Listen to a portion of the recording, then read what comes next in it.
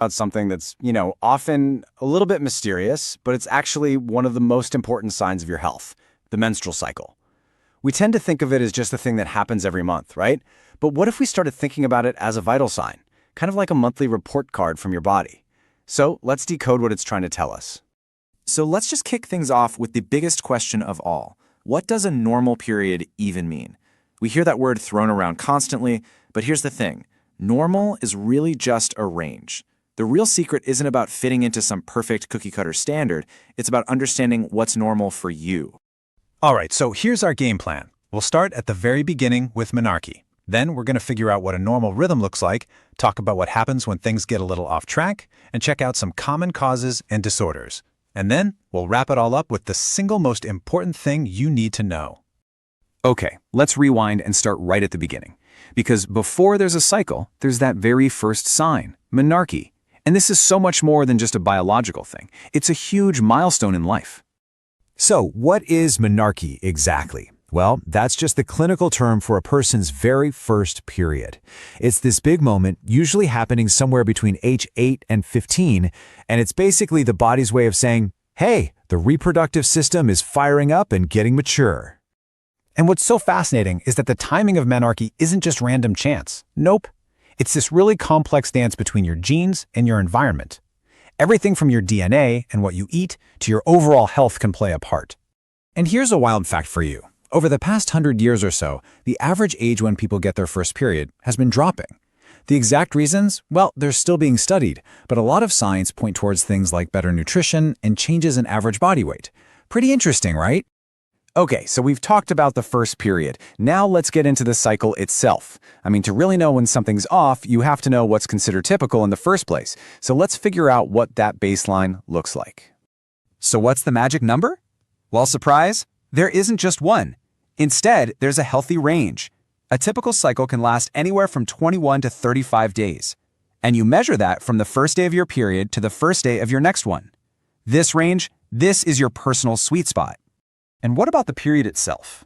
Well, the actual bleeding usually lasts somewhere around 3 to 5 days. So we've got two key ranges to remember, 21 to 35 days for the whole cycle and 3 to 5 for the period. But what happens when your body decides to go off script? Yeah, of course, life isn't always so perfectly predictable. When the rhythm of your cycle strays from that normal range we just talked about, it gets a name, menstrual dysfunction. And honestly, it's way more common than you might think.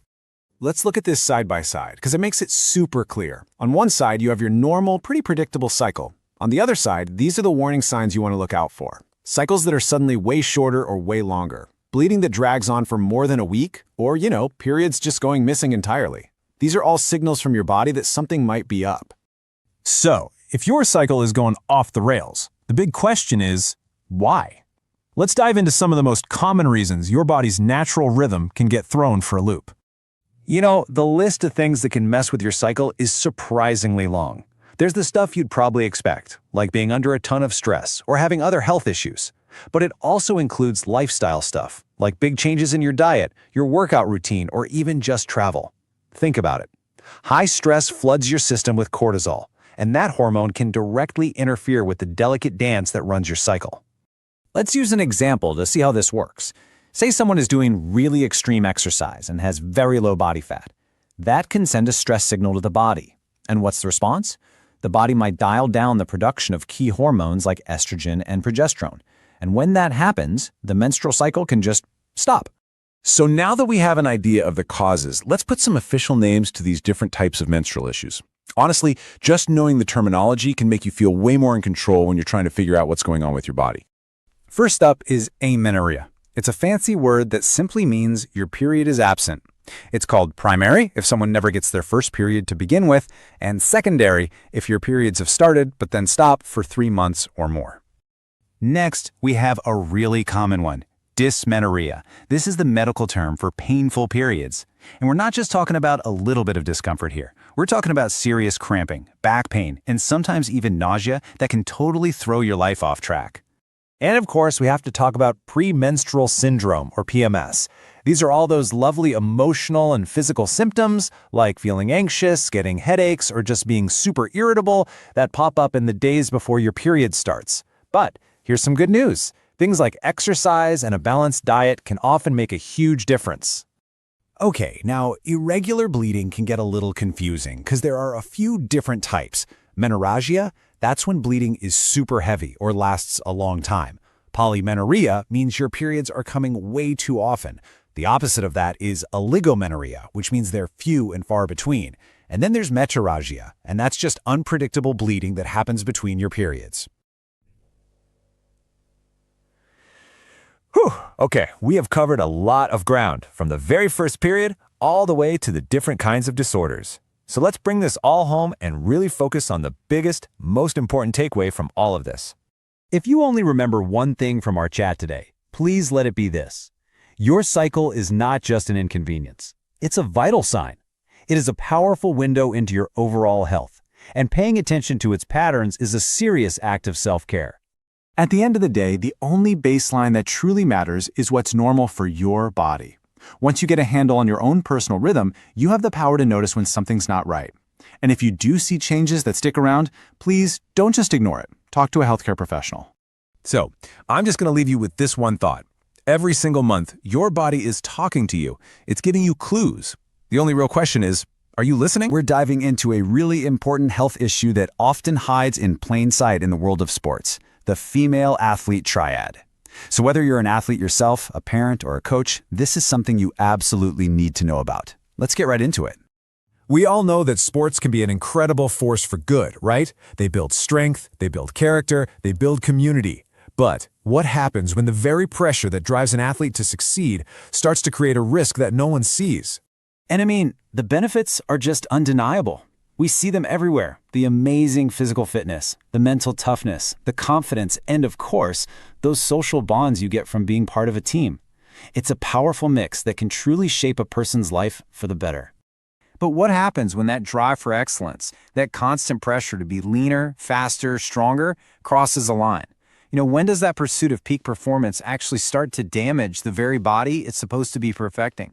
This is exactly where the female athlete triad comes into the picture. It's a real medical condition, and it's pretty much born from that intense pressure to maintain a low body weight in certain sports. So let's break down what that actually means. The main thing to get your head around here is that the triad isn't just one single problem.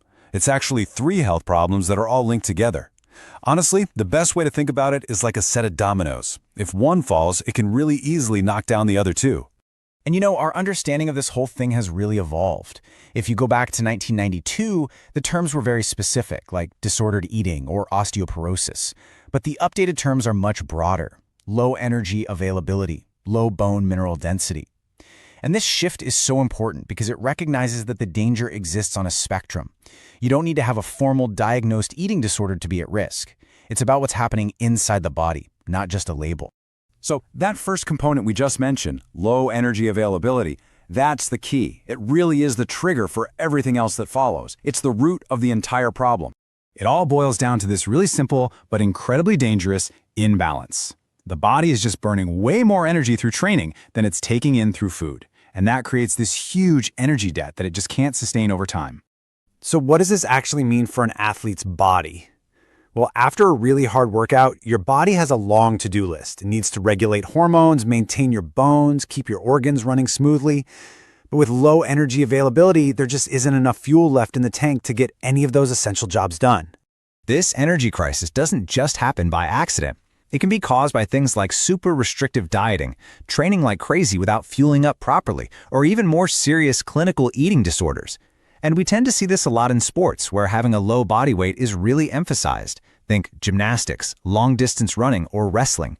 So once this energy crisis starts, it sets off that dangerous chain reaction we were talking about. It really is a domino effect, and here's exactly how it plays out. It all starts right here. The body is in a state of energy deficit. It doesn't have the fuel it needs to do all its jobs, so it has to start making some cuts. To save energy, the body starts shutting down systems it considers, well, non-essential for survival at that moment. And a primary target is the reproductive system. Sensing what it thinks is a famine, it stops producing the hormones needed for a regular period. This leads to irregular cycles, or even your period stopping altogether, a condition we call amenorrhea. Now, this hormonal shutdown has a really devastating effect on bone health. It turns out The very hormones that regulate the menstrual cycle are also absolutely critical for keeping bones strong. Without them, bones start to lose minerals and get weaker. And that's the third domino. And just so we're clear, this is not a rare problem. Think about this. At the Olympic level, among the most elite athletes on the planet, more than 15% suffer from amenorrhea, the complete absence of their period. That is a staggering number. And the consequences of that hormonal disruption are severe. We're talking fragile bones, a much higher risk of stress fractures, and just a higher injury rate overall. And get this, the bone health of an elite athlete with amenorrhea can actually be worse than that of a sedentary woman. This isn't just a short-term problem either. It can lead to permanent damage and osteoporosis later in life. But here's the good news, and it's really important. The triad is both preventable and treatable. The absolute key is to recognize the signs early and to shift the entire focus back to a foundation of total health. I mean, the contrast here could not be more stark. On one path, you have an athlete who's fueled by a balanced diet, has normal bodily functions, and strong, resilient bones. But on the other path, you have an athlete who's struggling with poor nutrition, hormonal disruptions, and weak, fracture-prone bones. So the recovery plan, it all starts with the basics. Making sure you have a balanced diet with enough calories to fuel not just your sport, but also your body's fundamental needs. The entire focus has to shift back to total energy availability. And you know, this can be the toughest part of the conversation, especially in sports that prize being lean. But the single best predictor of recovery is restoring that energy balance. And in most cases, that means gaining weight back to a healthy level for that athlete's body. And no athlete can do this alone. A supportive team of coaches, parents, doctors, and sports nutritionists is absolutely essential. They are the first line of defense in spotting the warning signs and creating a safe environment for the athlete to recover. It all leaves us with a final question. We push our athletes to win, but at what cost? Because when it comes to the pursuit of victory, an athlete's health should never be the price. Why should they ever have to choose?